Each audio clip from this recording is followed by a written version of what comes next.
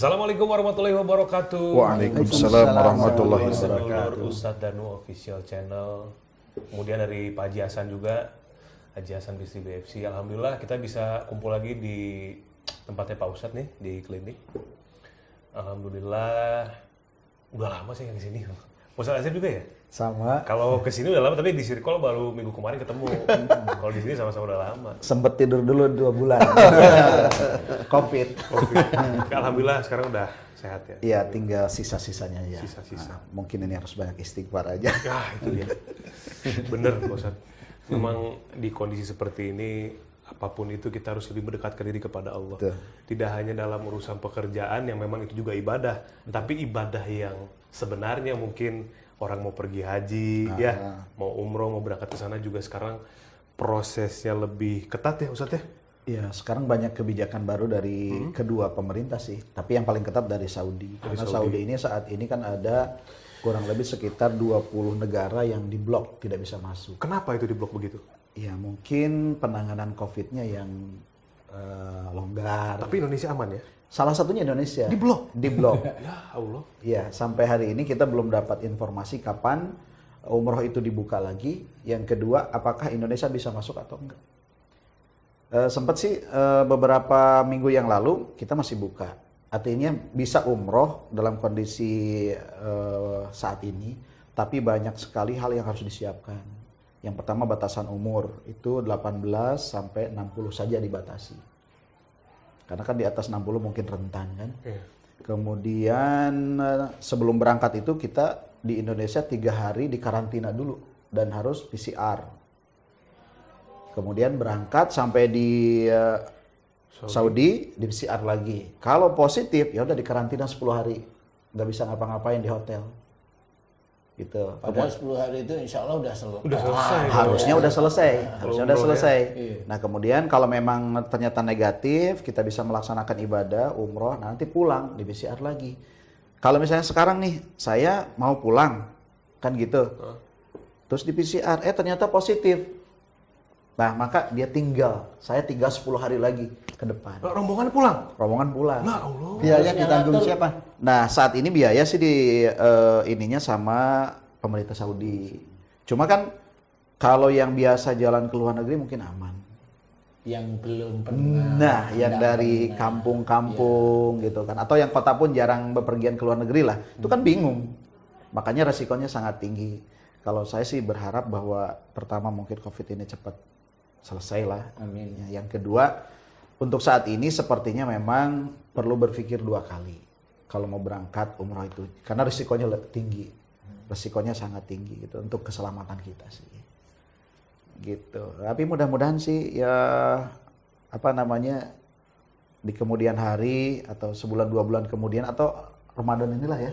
Selesai sehingga bulan Syawal saya sama Pak Ustadz bisa berangkat. Amin. Amin. Insya Allah. Insya Allah lah. Sama guru kita kan. Kalau ini Pak Ustadz tadi bilang Indonesia di blok tuh saya bahasa ya, kenapa ya maksudnya? Harapan atau keinginan berangkat terlalu kuat gitu ya. Iya, maksudnya waktu itu dulu waktu lagi lenggang ya Pak Ustadz gitu. Saya tuh Allah apa belum ada panggilan atau bagaimana, saya juga nggak tahu apa yang terjadi sama diri saya gitu ya. Iya. Tapi nanti deh kan gitu ya. Sebetulnya gini, maaf Mas Bobi saya potong. Orang bisa haji bisa umroh itu ada karena nisob. Nisob itu artinya dia punya biayanya dan bisa berangkat ke sana nisob.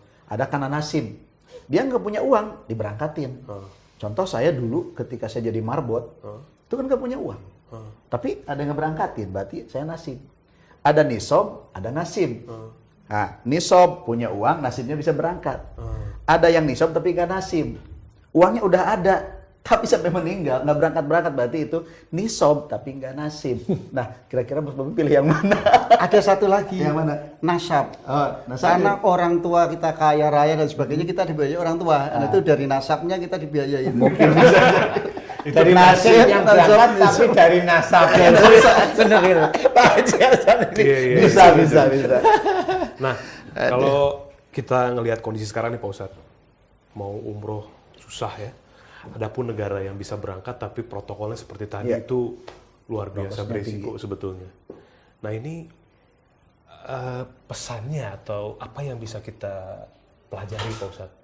Apa ini kan kalau misalkan orang beribadah ke tanah suci itu kan ada bahasa lebih dekat dengan Allah gitu ya, lebih dekat kita ke Baitullah gitu. Nah sebetulnya gimana nih Pak Ustadz dengan kondisi seperti ini tuh sebetulnya ada pesan apa sih sebetulnya? Pesannya itu cuma ngeri-ngeri sedap gitu ya. Ngeri-ngeri sedap. Sebenarnya kalau kita sendiri sebagai seorang pendakwah itu harusnya tahu lah. Nanti suatu ketika kalau udah mendekati akhir zaman itu, Baitullah itu sepi. Ya, sekarang ini sepi. Apapun alasannya, yang penting sepinya itu Bu. Enggak, semuanya itu beralasan menurut saya. Jadi bagian dari skenario ini bisa jadi bagian betul dari Pak skenario Haji, ya. betul Pak Haji Hasan. Jadi ini tetap bagian skenario Allah. Jadi sepinya ini jangan nyalahkan COVID. Ini skenario Allah. Skenario Allah. Dengan protokol seketat tadi orang kan jadi berpikir ulang. Semuanya orang akan berdampak berpikir seperti itu. Walaupun itu orang Arab sendiri ya memang akan berpikir seperti itu. Dan orang Arab sendiri juga yang memproses kedatangan umroh atau haji atau ibadah yang lain itu kan dia tetap menjaga jangan sampai nanti dia di sini menularkan COVID di negaranya. Itu normal aja, normal. Cuma inilah tanda dari Allah Ta'ala memang. Itulah sepi. Ini warning bro. Tanda. Bukan warning, karena warning nakutin ya. Kalau saya sempat mikir gini dulu, ketika Baitullah itu sepi, saya mikir gini, emang orang-orang udah sibuk dengan duniawi jadi nggak mau ke sana. Tapi ngelihat orang sebanyak itu, kayaknya nggak mungkin ya nggak ada orang. Apapun tujuannya ya, mau sekedar nginep atau belanja kan banyak yang begitu tuh. Tapi bener, alasannya sungguh rasional karena COVID. Iya. Jadi kosong. Iya, semua. Karena kalau misalkan nggak ada alasan itu, nggak mungkin sepi. Pasti orang, apapun alasannya tadi. Apapun alasannya orang itu memang kesana. sudah skenario Allah Ta'ala. Satu sisi COVID itu dimunculkan di muka bumi ini memang Allah itu masih, menurut saya Allah masih sayang kepada umat manusia semua, yang muslim maupun yang belum muslim ya. Itu sayang agar kembali ke jalan Allah, karena yang bisa menjawab itu memang Islam. Jadi kalau keilmuan memang nggak ada, keilmuan itu hanya meredakan aja. Kenyataannya banyak di antara kita yang deket-deket dengan orang yang dia deket, hari ini deket, kemana-mana deket, yang satu di swab positif, yang deket ini di swab negatif. Gimana coba? Dari itu aja orang harus berpikir bahwa memang yang menjalankan virus corona atau COVID-19 ini memang Allah, bukan Allah mutlak. Bukan virus itu jalan-jalan kayak mau dugem aja kan gitu, nggak bisa seperti itu gitu loh. Jadi betul-betul Allah ya, atas izin Allah. Makanya di sini kita harus memahami inilah, kalau kita itu melihat ini petunjuk, ini memang petunjuk yang harus kita persiapkan semuanya. Ya contohnya kayak Ustaz Asep ini kan wirawiri umroh, haji dan sebagainya. Itu kan pasti sudah sangat mendengar bahwa di Arab sudah mulai hijau. Nah, di Arab sudah mulai hijau itu kan, kalau orang itu kan hanya Masya Allah, Tabarakallah. Boleh, nggak apa-apa. Tapi pesan Allah itu apa? Itu pesannya ini loh yang harus kita itu fahami. Gini pesannya Allah. Kalau menurut saya pesannya Allah itu satu. Teman-teman yang di Arab sana, yang di daerahnya sudah mulai dihijaukan, itu menurut saya disuruh oleh Allah Ta'ala itu bercocok tanam. Kenapa? Oleh teman-teman Arab sana itu makanan itu kan dari luar sebenarnya. Import semua. Nah Allah itu masih sayang sama teman-teman Arab sana itu. Dihijaukan oleh Allah Ta'ala. Belajar untuk sebenarnya itu tanda-tanda Allah. Tapi kalau memang teman-teman tahu tidak tahu kan nggak ngerti juga saya.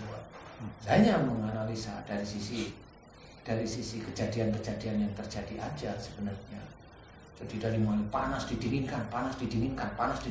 Jadi di situ mulai bakteri-bakteri yang memang dia itu hidup di hawa-hawa anget mulai hidup. Kemudian yang dulunya di situ itu ada bertebaran bibit-bibit tanaman yang anget-anget aja dia hidup, jadi tidak panas, jadi hidup semua akhirnya. Itu cara Allah ya. Abu panas, salju ini kan lama-lama kan hawanya di situ kan ya hawa-hawa nggak terlalu panas. Nggak terlalu panas. Sebenarnya begitu cara Allah Ta'ala. Iya. Tapi Pak Ustadz, untuk teman-teman sendiri mungkin yang di Arab ya, melihat lahan hijau seperti itu, apa yang mereka pikirkan kan? Ya, sebetulnya yang paling utama kita harus merujuk kepada hadis Rasulullah yang mengatakan bahwa apabila padang Arafah sudah menghijau, maka itu tanda-tanda, salah satu tanda-tanda kiamat sudah dekat. Ya, dan saat ini padang Arafah itu kalau misalkan di Indonesia udah kayak taman.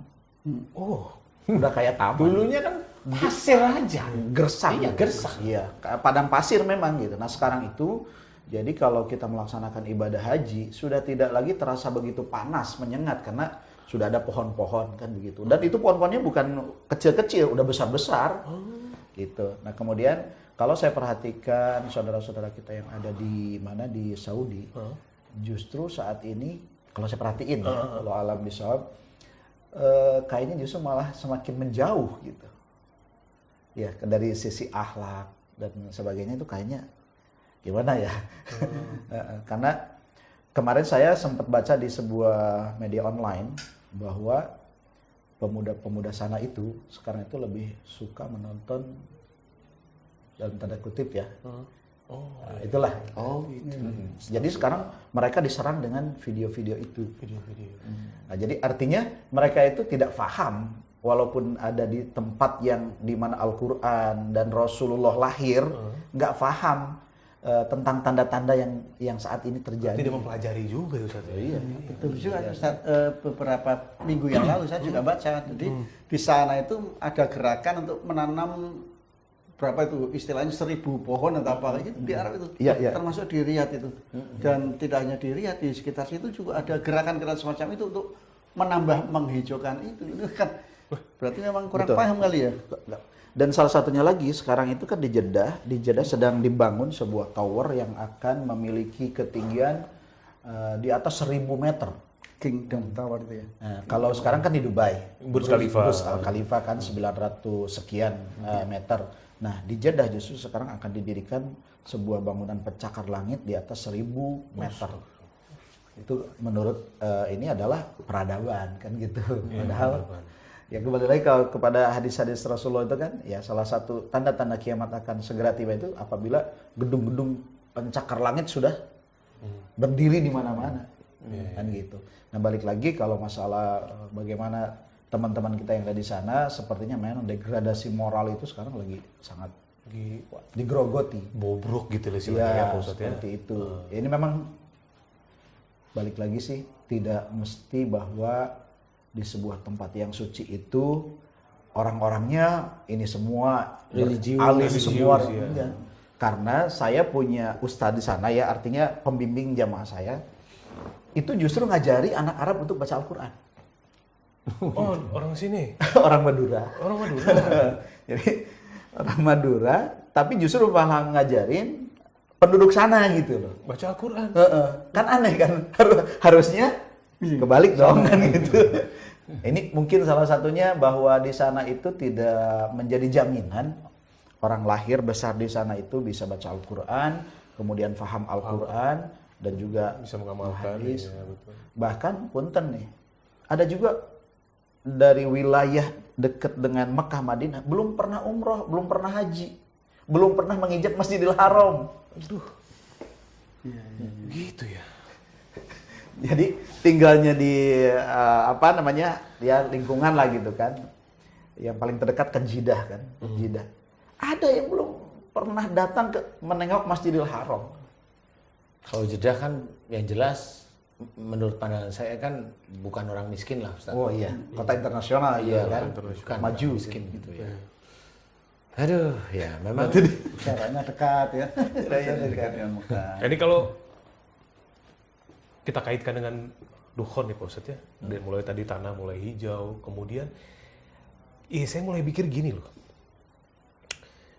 Al-Quran itu ada sebagai petunjuk di masa depan gitu ya. Tetapi pada masanya orang justru tidak mengetahui. Allah sudah memprediksi, Allah sudah membuat sedemikian luar biasa Al-Quran itu karena walaupun sudah ditulis tapi nanti orang nggak ngeh gitu. Ustaz gitu. Jadi akhirnya petunjuk itu diberikan kepada mereka yang memang membaca buku petunjuk kan begitu. Nah, ini sebetulnya untuk menghadapi dukhon ini kan untuk semua umat nih Pak Ustaz.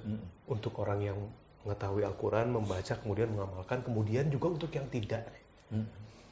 Sebetulnya bagaimana, apakah orang itu nanti, orang-orang ini akan fahamkah ketika dukhon itu terjadi? Atau bagaimana Pak Ustaz? Ini gimana ini Pak Ustaz? Kayaknya kalau saya mengamati selama ini memang orang jarang paham tuh. Jarang paham. Akhir zaman itu kayaknya orang jarang paham. Termasuk Jadi, orang yang beriman sekalipun? ya. Karena akhir zaman itu menurut beliau itu bisa dikatakan nggak akan datang saat ini gitu loh, mikirnya itu seperti itu. Berpikir jauh ya. Iya, mikirnya itu jauh karena tanda-tandanya saya nggak lihat kan saya. Padahal tanda-tanda itu pasti akan diberikan oleh Allah Ta'ala kepada orang-orang yang menurut Allah Ta'ala imannya cukup bagus. Tanda-tanda itu seperti itu. Imannya cukup bagus. Jadi tidak hanya cuma membaca literatur aja, tetapi membaca keadaan. Jadi orang yang kelihatannya dia itu Islam, tetapi dia katanya Tuhannya hanya Allah, tetapi kenyataan aplikasi sehari-hari Tuhannya banyak. Tuhannya itu bisa anaknya. Loh kok anaknya? Dibangga-banggain anaknya. Masih rezeki buat saya. Iya. Kesuksesan kemudian anak. kesuksesan anak. Kemudian kesuksesan dia sendiri. Jadi dia menuhankan pekerjaannya. Kalau dia itu cerdik pandai, dia menuhankan otaknya. Nah, itu tetap Tuhannya dia yaitu bukan Allah. Allah itu hanya cuma sekedar duhur kita sholat. Hanya itu dok. Berapa menit sih? 5 menit paling ya. Asal kita sholat. Tuhan yang beneran yang dikatakan Allah itu yang mana? Kadang nggak paham. Nah, inilah yang sebenarnya akhirnya keimanan orang Islam sendiri itu sebenarnya sudah tergerus. Kalau saya amati itu tergerus. Contoh orang Islam dengan orang Islam saling ejek. Ini golongan ini dengan ini saling ejek itu langsung ini saling menghancurkan, nggak boleh. Orang Islam yang kelihatannya baik mengejek orang Islam yang menurut dia kelihatannya dia itu tidak baik. Menurut dia. Ya masih alhamdulillah orang yang diejek itu senyum-senyum kan gitu ya. Ini orang yang mengejek itu punya kelompok yang besar umpamanya. Lah kelompok besar ini semuanya ngejek yang begini. Lah kan udah tahu. Ini syahadatnya sama. Allahnya sama. Kitabullah jelas. Mau berhaji kemana jelas. Nabinya sama. Betul. Gitu. Diejek. Dilemahkan menurut cara dia yang sebenarnya itu bukan cara Rasul sebenarnya. Lupa bahwa ini saudaranya yang sebenarnya nggak perlulah bicara seperti itu. Kan gitu ya. Kalau memang dia berbudi baik benar-benar seperti sunnah Rasul, ya berpikir aja. Dia harus berpikir bahwa itu saudara saya, nggak boleh saya ngomong seperti ini. Itu kan berarti dia hafal benar tentang hadis, hafal benar tentang Quran sebenarnya. Nah inilah yang menjadikan iman itu yang saya amati itu tergerogoti karena egonya dia, karena emosinya dia, karena merasa benarnya. Orang Muslim yang dia merasa benar tentang apa yang dia kerjakan, apa yang dia ketahui tapi dia tidak dijalankan, dia hanya merasa benar. Itu dianggap sesat oleh Allah Ta'ala. Allah yang menganggap sesat orang tersebut. Kalau kelompok satu merasa lebih benar, lebih baik daripada kelompok yang lain, Muslim, itu udah dianggap musyrik oleh Allah Ta'ala. Allah yang menganggap musyrik, bukan kita. Itu sebenarnya kehancuran bagi iman kita kalau kita itu tidak paham. Dan itu sudah dijelaskan di dalam Al-Quran. Masih ada kita begitu. Nah yang menyuruh orang lain itu ngobok-ngobok saudaranya sendiri siapa? Emang dari makmumnya? Ustaz, bener gak? Emang dari makmumnya Ustaz kira-kira? Nggak ada sih. Biasanya dari Imamnya Ya, tapi terkadang ada juga memang Ustaz, ada sentilan-sentilan gitu kan. Biasanya jamaah itu memperbandingkan dulu tuh. Nah, kalau misalnya si penceramahnya ini apa namanya tergoda. nah keluarlah akhirnya jadilah gibah kan gitu. Iya. Nah itu yang bahaya memang. Betul. Ketika seorang penceramah itu nggak mampu menjaga emosi ketika diperbandingkan dengan ini langsung keluar wah gitu kan. Karena irinya, dia walaupun seseorang itu walaupun penceramah dia masih punya iri kok. Betul. Dia masih pingin dihormati, paling tidak di lingkungan jamaahnya. Betul. Dia pingin dilihat seperti ini. Nah, kalau dia pingin dilihat ya dia pasti rusak terus. Dia nggak akan mendapatkan hidayah sebenarnya. Hidayah itu tidak melalui seperti itu. Pandainya dia itu mensitir ilmu, enggak. Akhirnya dia hanya hafal ilmunya, tapi aplikasinya dia nggak ngerti. Sehingga semuanya dilabrak aja lah, bubar semuanya. Nah inilah pengkeroposan iman. Dan itulah tanda bahwa ini akhir zaman sudah sangat dekat. Pengkeroposan. Istilahnya kalau di dalam hadis riwayat Bukhari Muslim itu diceritakan bahwa fitnah itu sudah ada di halaman rumah kita. Oh iya betul. Halaman rumah itu maksudnya ya seiman itu sudah saling fitnah. Benar Pak Ustadz. Nah disinilah kita harus paham, lebih berpikir lebih tinggi lagi. Nah kan udah mulai, yuk kita persiapkan semuanya. Bagaimana kita itu mempersiapkan nanti di akhir zaman. Ini sudah mulai jelas kok. Malah kalau momennya ini cerita bener tapi bukan dari saya. Ini cerita dari teman saya Ustadz. Ini temen nih. Nama teman saya insya Allah ya. Namanya si Surya. Tanya sama saya. Ustadz, ya kok saya dengar. Nah ini teman saya itu teman Muslim. Tetapi saya nggak tahu persis dia punya ilmu. Saya tahu dia punya ilmu. Tapi memang saya kan nggak pernah utak-atik ilmunya dia. Udahlah biarin. Tapi dia bilang, Ustadz, kok saya dengar raja-raja yang muksa di Nusantara ini kok menurut para raja-raja yang muksa itu, orang itulah yang nanti akan menjadi unggulan di akhir zaman. Sesuatu yang Mengerikan. sesuatu yang pasti akan terjadi. Iya. Dan di situ insya Allah kayaknya orang itu tidak akan paham bahwa itu akhir zaman.